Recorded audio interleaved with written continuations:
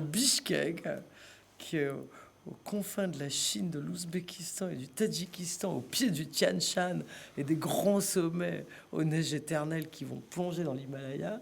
Direct, Bishkek 7, vous me retrouvez devant la mer, magique. Ça met 24 heures, mais c'est magique.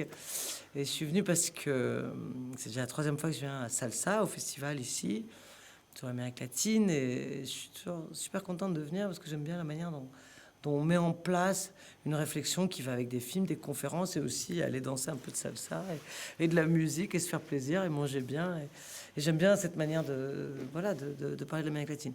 Et cette année, c'est donc l'Amérique latine en mouvement.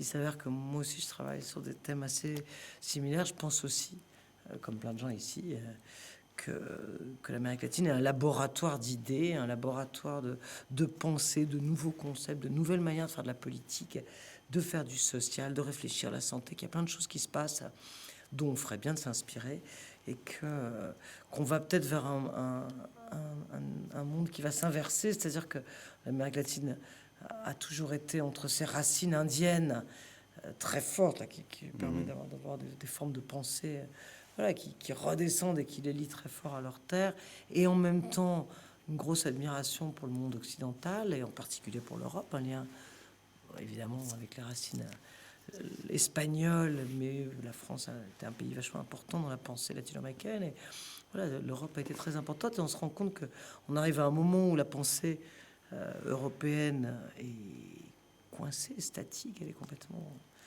Il se passe plus grand-chose, on n'en réinvente pas grand-chose, et qu'en Amérique latine, il se passe plein de choses, et peut-être que le rapport va s'inverser, et qu'il est temps qu'on s'alimente un peu de tout ce qui se passe là-bas, de ce monde en mouvement là-bas, comme s'appelle le festival cette année, l'Amérique latine en mouvement.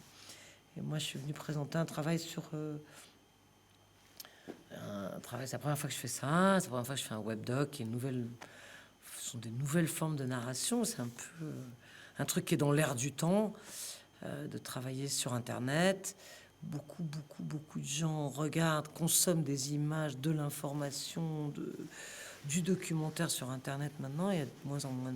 Enfin, voilà, les nouvelles générations, en tout cas, elles ne s'assiedent pas à 20 heures à la télé, devant la télé. Et donc, face à ça, c'est sûr qu'il va falloir réinventer la manière de raconter les histoires et de raconter le monde.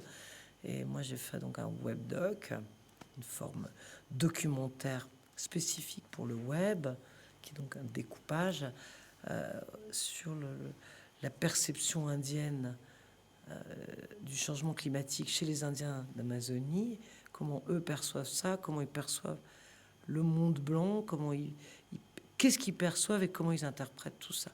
J'ai essayé en tout cas de rester dans leur regard à eux, de pas moi regarder ce qui se passait. Il n'y a pas de statistiques, j'ai pas regardé, ça raconte pas que le fleuve est monté de 16 mètres cette année ou les grandes crues de l'Amazonie, rien. Ça raconte rien de tout ça, ça raconte ce que eux racontent et comment eux voient ce qui se passe et comment ils nous voient nous. En tout cas, j'ai essayé de faire ça.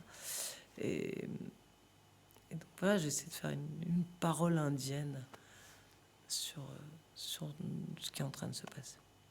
Ministre Solwa, merci beaucoup. Merci à vous.